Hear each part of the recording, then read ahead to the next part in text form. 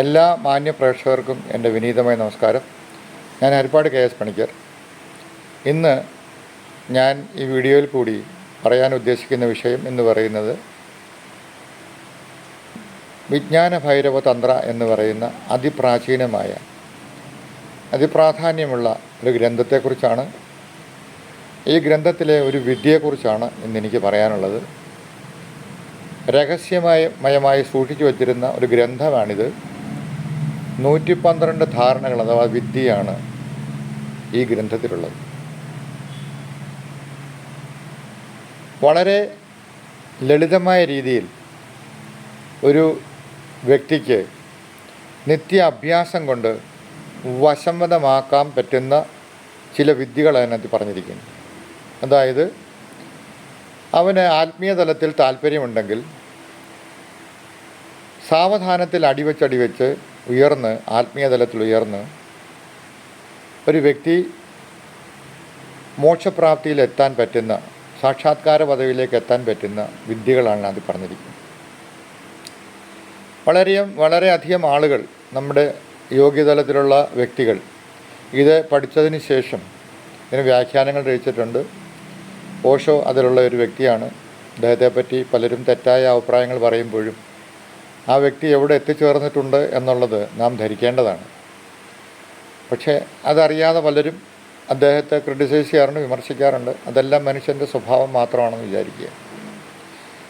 വിജ്ഞാന ഭൈരവ തന്ത്രത്തിൻ്റെ വളരെ പരമപ്രധാനമായ വ്യത്യസ്തമായ ഒരു രീതി എന്ന് പറയുന്നത്, ഇതിന് ജാതി മത ലിംഗഭേദം ഇതൊന്നും തന്നെ ഇല്ല. ഏതൊരു വ്യക്തിക്കും, ലോകത്തിലുള്ള ഏത് മനുഷ്യരാശിക്കും പഠിക്കാനും പഠിച്ചു കഴിഞ്ഞതിന് ശേഷം നിത്യേന അഭ്യാസം കൊണ്ട് ആ വ്യക്തിക്ക് ഉയർന്ന തലത്തിൽ, ആത്മീയ തലത്തിൽ എത്തിച്ചേരാൻ പറ്റുന്ന രീതിയിലാണ് ഈ ഗ്രന്ഥം രചിച്ചിരിക്കുന്നത്.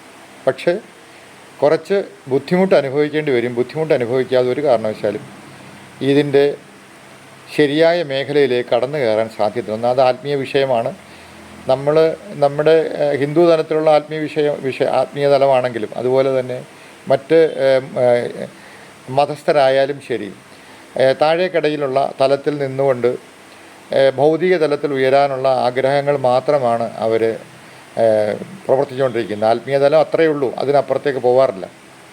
പക്ഷേ വിജ്ഞാന ഭൈരവ തന്ത്ര ഇതിൽ നിന്നൊക്കെ വ്യത്യസ്തമായി ഒരു വ്യക്തിയെ ശരിയായ മനസ്സിൻ്റെ തലത്തെ പഠിപ്പിക്കുകയും മനസ്സുകൊണ്ട് തന്നെ ബുദ്ധിയെയും, ബുദ്ധിയിൽ നിന്നും അതിലും ഉയർന്ന തലത്തിലേക്ക് കയറാനും ബോധതലത്തിലേക്ക് കയറാനും ഒക്കെ നമുക്ക് സാധിക്കുന്ന ഒരു തലമാണിത്.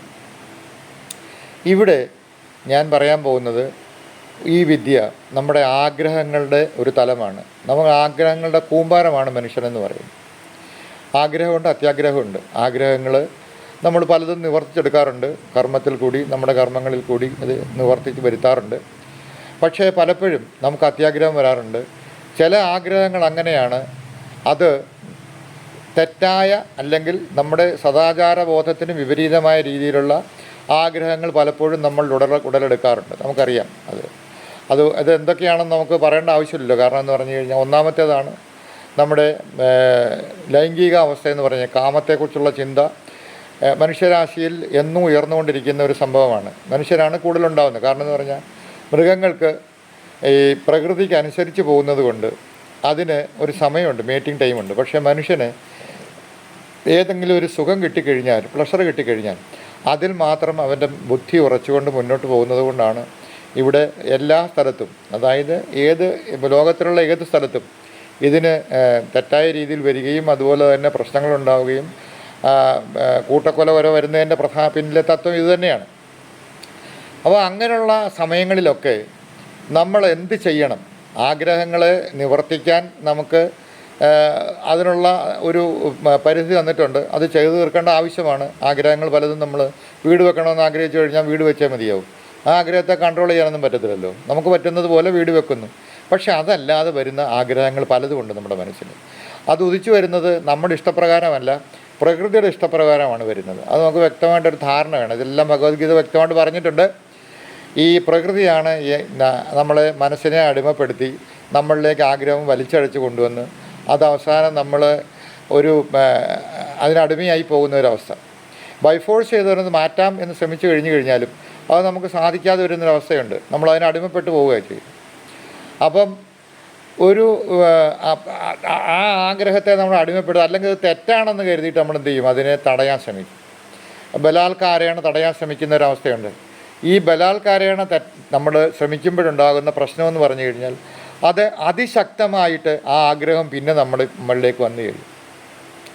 അതിന് വിജ്ഞാന ഭൈരവ തന്ത്ര എങ്ങനെയാണ് നമുക്ക് അതിനെ ഒന്ന് കവർ ചെയ്യാൻ പറ്റുന്നത്, അതൊന്ന് അഡ്ജസ്റ്റ് ചെയ്ത് കൊണ്ടുപോകാൻ പറ്റുന്നത്, അതാണ് വിജ്ഞാന ഭൈരവ തന്ത്രം പറയുന്നത്. അപ്പോൾ എത്ര സിമ്പിളാണ് ഇതിലെ വിദ്യകളെല്ലാം, സിമ്പിളാണ്. അതാണ് മനസ്സിലാക്കേണ്ടത്. ആഗ്രഹ പൂർത്തീകരണത്തിലെ നിശബ്ദത, അതായത് ഒരാഗ്രഹം വന്നു, ഈ ആഗ്രഹം വന്നു കഴിഞ്ഞാൽ തിരമാല പോലെയാണ് ആഗ്രഹങ്ങൾ വരുന്നത്, അല്ലേ? കടലുണ്ടെങ്കിലേ തിരമാല ഉണ്ടാകൂ എന്നുള്ള മനഃശാസ്ത്രം നമ്മൾ മനസ്സിലാക്കിയിരിക്കുന്നത്. നമുക്കതൊരു ശാസ്ത്രമാണ്. കടലുണ്ടെങ്കിലേ തിരമാല ഉണ്ടാകും. കടലിനെ കാണുമ്പോൾ മാത്രമേ തിരമാല എങ്ങനെ ഉണ്ടാകുന്നു എന്ന് നമുക്ക് ഗണിക്കാൻ പറ്റത്തുള്ളൂ. അല്ലാതെ വെറുതെ നമ്മൾ തിരമാലയെ മാത്രം നോക്കിക്കൊണ്ടിരുന്നു കഴിഞ്ഞാൽ തിരമാലയ്ക്ക് നമ്മൾ അടിമപ്പെട്ടു പോകും. അതേസമയം കടലിൽ നിന്നാണ് തിരമാല വരുന്നതെന്നുള്ള വ്യക്തമായ ധാരണയുണ്ടെങ്കിൽ കടലിനെ ഉൾക്കൊള്ളാൻ, അല്ലെങ്കിൽ കടലിനെ മനസ്സിലാക്കാനുള്ള ഒരു കഴിവ് നമുക്കുണ്ടാകും. അപ്പം അതിനെ നമ്മൾ ശ്രദ്ധിക്കും തോറും മനസ്സിലൊരു നിശബ്ദ ഭാവം ഉണ്ടാകുന്നുണ്ട്. അത് മനസ്സിലാക്കണം. നമ്മുടെ ശ്രദ്ധ കൂടുതലും ആഴങ്ങളിലേക്ക് ഇറങ്ങി ചെല്ലുമ്പോഴേ എവിടെ നിന്നാണ് ഇത് വന്നിരിക്കുന്നതെന്നുള്ള ആ ഒരു റൂട്ട് നമ്മൾ കണ്ടുപിടിക്കാൻ ശ്രമിക്കും. ആ റൂട്ട് കണ്ടുപിടിക്കും തോറും നമുക്ക് അവിടെ ഒരു നിശബ്ദ ഭാവം നമ്മുടെ മനസ്സിലുണ്ടാവും. നിങ്ങൾ ശ്രദ്ധിച്ചാൽ മതി, നിങ്ങൾ പ്രാക്ടീസ് ചെയ്ത് നോക്ക്, അപ്പോൾ അത് മനസ്സിലാക്കാൻ പറ്റും. അങ്ങനെ ആ നിശബ്ദതയിലേക്ക് നമ്മൾ എത്തിച്ചേരുമ്പോൾ ഒരു നിമിഷം നമ്മുടെ മനസ്സ് ശാന്തമാകും. നമ്മുടെ മനസ്സ് ആ തലത്തിലേക്ക്. ഈ പരിശീലനം നമ്മൾ നിത്യേന ചെയ്ത് നോക്ക്. പല തെറ്റായ ആഗ്രഹങ്ങൾ വരുംതോറും ആ ആഗ്രഹങ്ങളെ നമ്മൾക്ക് അതായത് നിസ്സഹായനല്ലാതെ അല്ലെങ്കിൽ അടിമപ്പെടാതെ അതിനെ നമുക്ക് കണ്ടുകൊണ്ടിരിക്കാൻ പറ്റും. ആ ഒരാഗ്രഹം നമുക്ക് ഇപ്പോൾ ഒരാഗ്രഹം വന്നത് സാധിച്ചു കിട്ടുമ്പോൾ ഉണ്ടാകുന്നൊരു സന്തോഷമുണ്ട്.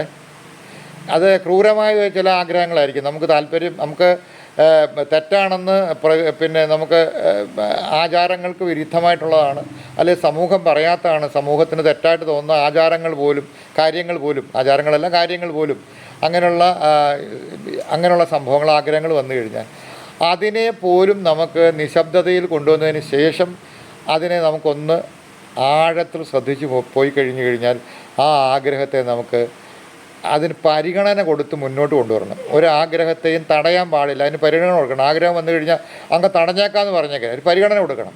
ആഗ്രഹം വന്നു, ആ ആഗ്രഹത്തെ നമ്മൾ കണ്ടു, ആഗ്രഹത്തെ കണ്ടതിന് ശേഷം ഇതിൻ്റെ ഉറവിട സ്ഥാനം എവിടെയാണെന്നുള്ള ഒരു അറിവ് നമുക്കുണ്ടായി കഴിഞ്ഞാൽ അതിലുണ്ടാകുന്ന ഒരു നിശബ്ദ ഭാവം ഉണ്ടല്ലോ, ആ നിശബ്ദ ഭാഗത്തെ അതിൽ നമുക്ക് മുക്തി നേടാനും പറ്റും. അതിൽ നിന്നും ഊർജം ഉൽപ്പാദിപ്പിക്കാൻ നമുക്ക് സാധിക്കുന്നുണ്ട് എന്ന് മനസ്സിലാക്കുക. ഈ ആഗ്രഹങ്ങളിൽ നിന്ന് മുക്തമാകുന്നത് കൊണ്ട് ആ ആഗ്രഹത്തെ ഒരു നിമിഷ നേരത്തേക്ക് മുറുകെ പിടിക്കാൻ ഈ തന്ത്രം പഠിപ്പിക്കും. ആ ആഗ്രഹത്തെ മുറുകെ പിടിച്ചോണം, പരിഗണന കൊടുത്ത് മുറുകെ പിടിച്ചിരിക്കുക. എന്നിട്ട് അതിൻ്റെ ആഴങ്ങളിലേക്ക് ഇറങ്ങിച്ചെല്ലും തോറും നമ്മളിൽ ഉണ്ടാകുന്ന ശാന്തത അത് വ്യക്തമായിട്ട് നമുക്ക് മനസ്സിലാക്കാൻ പറ്റും. തീവ്രമായ ഒരു ആഗ്രഹം വന്നു കഴിഞ്ഞാൽ അതിനെ ഊർജമാക്കി മാറ്റാനുള്ള അറിവാണ് ഈ ഒരു ഗ്രന്ഥം നമുക്ക് തരുന്നത്, ഈ വിദ്യയിൽ കൂടി തരുന്നത്. അപ്പോൾ ഊർജമായ ഒരാഗ്രഹം വന്നു കഴിഞ്ഞാൽ അതിനെ ശക്തിയായ ഒരാഗ്രഹം, ഊർജമല്ല ശക്തിയായ ഒരാഗ്രഹം വന്നു കഴിഞ്ഞാൽ അതിനെ എങ്ങനെ ഊർജമാക്കി മാറ്റാം എന്നുള്ളത് നമ്മൾ മനസ്സിലാക്കിയാൽ കൊള്ളാം. കാര്യം എല്ലാ ആഗ്രഹങ്ങൾക്കും പിന്നിൽ വർത്തിക്കുന്നത് നമ്മുടെ മനസ്സും ബുദ്ധിയും അതിനപ്പുറത്തേക്ക് ആത്മതത്വമാണെന്നുള്ള അല്ലെങ്കിൽ ബോധമാണെന്നുള്ള അറിവുണ്ടായി കഴിഞ്ഞാൽ നമുക്ക് നിശബ്ദമായി ഇരുന്നു കൊണ്ട്, മനുഷ്യനാണ്, അറിവുണ്ട്, ഈ അറിവിനെ നമ്മൾ എന്ത് ചെയ്യണം, അനുഭവമാക്കി മാറ്റാനാണ് പറയുന്നത്. പലരും അറിവിനെ അനുഭവമാക്കി മാറ്റുന്നില്ല. അറിവ് അതായിട്ട് തന്നെ നിന്നുകൊണ്ട് അനുഭവമാക്കാതെ പോകുമ്പോൾ വെറുതെ എന്തെങ്കിലും വിളിച്ചു പോയോണ്ട് ഒരു പ്രയോജനമില്ലെന്ന് മനസ്സിലാക്കേണ്ടതാണ്. അതിൻ്റെ രീതി എങ്ങനെയാണെന്ന് നമുക്ക് നോക്കാം. ആഗ്രഹം അതിതീവ്ര ഉച്ചസ്ഥ അവസ്ഥയിൽ നിൽക്കുമ്പോൾ ആ ഊർജത്തെ ആന്തരികമായ ഒരു കേന്ദ്രീകൃത അവസ്ഥയിലേക്ക് മാറ്റുക. എല്ലാത്തിനും ഒരു കേന്ദ്രമുണ്ട് കേട്ടോ, ഏതിനും ഒരു കേന്ദ്രമുണ്ട്. ആ കേന്ദ്രത്തിൽ എത്തിച്ചേർന്ന് കഴിഞ്ഞാൽ ഏത് ആഗ്രഹത്തെയും നമുക്ക് എന്ത് ചെയ്യാൻ പറ്റും, ഊർജ്ജമാക്കി മാറ്റാൻ സാധിക്കും. അതിനല്പം അഭ്യാസം ആവശ്യമാണ്. അതിനോടൊപ്പം തന്നെ നമ്മൾ ശ്രദ്ധാപൂർവം ക്ഷമയോട് ഇതിലേക്ക് കടക്കേണ്ടിയിരിക്കും. നമുക്ക് ക്ഷമയില്ലാത്തതാണ് നമ്മുടെ ഏറ്റവും വലിയ പ്രശ്നം. അറിയാമല്ലോ, ഏത് കാര്യം ഇങ്ങോട്ട് വന്നു കഴിഞ്ഞാൽ ഉടനെ സാധിച്ചു കിട്ടണമെന്ന് നമ്മുടെ ആഗ്രഹം, പെട്ടെന്ന് സാധിച്ചു കിട്ടണത്. ആ ഒരു തലത്തിൽ നിന്നും നമുക്ക് വ്യതിയാനം ഉണ്ടായിക്കഴിഞ്ഞാൽ ആ ആഗ്രഹത്തെ കേന്ദ്രീകൃതമാക്കിക്കൊണ്ട് അതിനെ ഊർജ്ജമാക്കി മാറ്റി നമ്മുടെ ശരീരത്തിലെ എല്ലാ ഭാഗങ്ങളിലേക്കും അതിനെ പ്രസരിപ്പിക്കാൻ പറ്റും. ഒരു കാര്യം നമ്മൾ മനസ്സിലാക്കണം, ആഗ്രഹം ഒരു തടസ്സമല്ല എന്ന് നമ്മൾ വ്യക്തമായിട്ട് ധരിക്കണം. ആഗ്രഹം തടസ്സമാണെന്ന് ചിന്തിക്കുമ്പോഴാണ് ഇപ്പം ബ്രഹ്മചാരിത്വം സ്വീകരിക്കാൻ പറയുന്നുണ്ട് യോഗികൾ. സാധാരണക്കാരന് സാധിക്കാത്തൊരു ഒരു കാര്യമാണ്. യോഗ പഠിക്കുമ്പം പറയും ബ്രഹ്മചര്യം സ്വീകരിക്കാം. ബ്രഹ്മചര്യം എന്ന് പറഞ്ഞാൽ എന്താണെന്നുള്ള തലത്തിലുള്ള അറിവ് ആൾക്ക് വളരെ കുറവാണ്. ബ്രഹ്മത്തിൽ ചരിക്കുന്നവനാണ് ബ്രഹ്മചാരി എന്ന് പറഞ്ഞൊരുത്തന് വിവാഹം കഴിക്കാതിരിക്കാനോ കുട്ടികളുണ്ടാവരുതോ എന്നൊക്കെ പറയുന്നത് തെറ്റായ ധാരണയാണ്. എല്ലാത്തിനും ഒരു മിതത്വം ഉണ്ടെന്നാണ് പറയുന്നത്. അങ്ങനെ ഉണ്ടായിരുന്നെങ്കിൽ ഈ കാടുകളിലൊക്കെ ഋഷിമാർ വനത്തിൽ വാനപ്രസ്ഥത്തിനും സന്യാസിനും പോകുമ്പം ഭാര്യമാരെ കൂട്ടിക്കൊണ്ട് പോകത്തില്ലായിരുന്നു. നമ്മുടെ ഋഷിമാർക്കെല്ലാം ഭാര്യമാരുണ്ടായിരുന്നു, 2 ഭാര്യമാരുണ്ട്, മഹാഗ്രഹസ്ഥന്മാർ വരെ ഉണ്ടായിരുന്നു. അതല്ല ഇവിടുത്തെ ഉദ്ദേശ ലക്ഷ്യം. എല്ലാം മിതമായിട്ട് കൊണ്ടുപോകാൻ പറഞ്ഞു.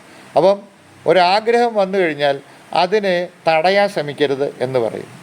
തടഞ്ഞു കഴിഞ്ഞാൽ ആ തടയുന്നതാണ് നമ്മളിൽ ഒരു ഫോഴ്സ് ഉണ്ടാക്കും. ഈ ഫോഴ്സ് എന്ത് ചെയ്യും?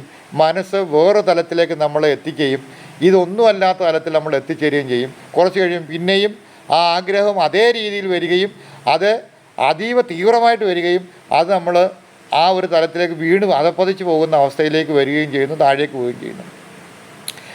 ആഗ്രഹം എന്ന് പറയുന്നത് ജീവശക്തിയുടെ ഒരു രൂപം മാത്രമാണ്.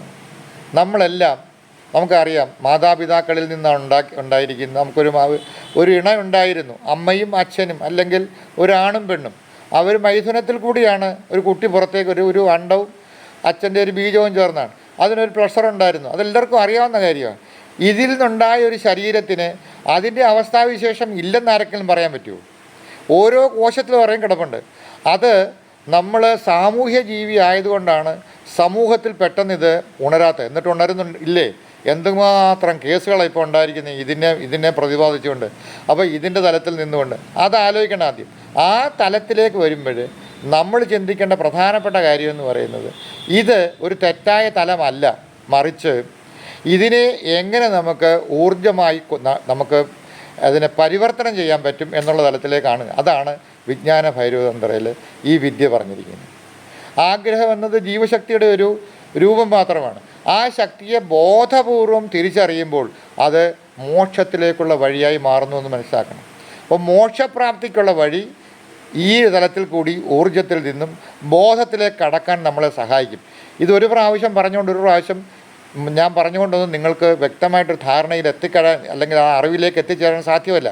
പക്ഷേ പല പ്രാവശ്യം ഇത് കേട്ട് കഴിയുമ്പോൾ നിങ്ങൾക്ക് ആഗ്രഹം വന്നാലും ആ ആഗ്രഹത്തെ ക്ഷണനേരം കൊണ്ട് സാധിച്ചു കിട്ടാനുള്ള അവസ്ഥയിൽ നിന്നും മനസ്സിനെ ശാന്തമാക്കിക്കൊണ്ട് ക്ഷമയോടുകൂടി ശ്രദ്ധയോടുകൂടി എങ്ങനെ ആഗ്രഹത്തെ നമ്മൾ കാണണം എന്നുള്ളത് മനസ്സിലാക്കുകയാണ്. പരിഗണന കൊടുത്ത് അതിനെ മനസ്സിലാക്കി മുന്നോട്ട് പോകണം എന്നാണ് ഇവിടെ പറയുന്നത്. ചുരുക്കത്തിൽ പറഞ്ഞാൽ ആഗ്രഹത്തോട് പോരാടാൻ പാടില്ല എന്ന തത്വം. നമ്മളെപ്പോഴും ഒന്നുകിൽ ആഗ്രഹം സാധിച്ചെടുക്കും, അല്ലെങ്കിൽ അത് തടയിടാൻ ശ്രമിക്കും. ഈ രണ്ടും പാടില്ല, പരിഗണന കൊടുക്കാനാണ് പറയുന്നത്. പിന്നോ പകരം ആഗ്രഹം ഉടലെടുക്കുന്ന ആ നിമിഷത്തെയും അതിൻ്റെ പിന്നിലെ ശുദ്ധമായ ഊർജ്ജതലത്തെയും സാക്ഷിയായി നിന്ന് വീക്ഷിക്കാനുള്ള ശ്രമം നടത്തുക. 2 കാര്യങ്ങൾ, ഈ അവസാനം പറഞ്ഞ കാര്യങ്ങൾ വ്യക്തമായിട്ട് ധരിച്ചു കഴിഞ്ഞാൽ ഈ ആഗ്രഹങ്ങളെ നമുക്ക് ഊർജ്ജമാക്കി മാറ്റാൻ പറ്റും. ഇതൊന്നുകൂടെ ഞാൻ പറയാം. ഉടലെടുക്കുന്ന നിമിഷം, ഏത് നിമിഷമാണ് ഉടലെടുക്കുന്ന ആഗ്രഹം, അതിൻ്റെ പിന്നിലെ ശുദ്ധമായ ഊർജ്ജത്തെ മനസ്സിലാക്കുക. ഊർജ്ജത്തിൽ നിന്നാണ് ചിന്ത ഉണ്ടാകുന്നത് പോലെ ഊർജ്ജമാണ്. ആ ഊർജ്ജത്തെ വിശകലനം ചെയ്ത് മനസ്സിലാക്കാൻ നമുക്ക് സാധിച്ചാൽ, അതിനെ സാക്ഷിയായി നിരീക്ഷിക്കാൻ ശ്രമിച്ചു കഴിഞ്ഞാൽ തീർച്ചയായിട്ടും നമുക്ക് ഈ വരുന്ന ആഗ്രഹങ്ങളെയെല്ലാം തന്നെ ഒരു കേന്ദ്രതലത്തിലെത്തിച്ച് ഊർജ്ജമാക്കി മാറ്റാം എന്ന് പറയും. ഇത് ഒരപാര വിദ്യയാണ് ഞാനിപ്പോൾ ഇവിടെ പറഞ്ഞിരിക്കുന്നത്. ഈ വിദ്യയെ നിങ്ങൾ ആ ഒരു അറിവായി എടുത്തുകൊണ്ട് അനുഭവ തലത്തിലേക്ക് കൊണ്ടുപോകാൻ ശ്രമിച്ചു കഴിഞ്ഞാൽ തീർച്ചയായിട്ടും നിങ്ങൾക്ക് ഈ വിദ്യ പരിപൂർണമായിട്ടും കരസ്ഥമാകും എന്നുള്ളതാണ് എൻ്റെ ഒരു വിശ്വാസം. നമസ്കാരം.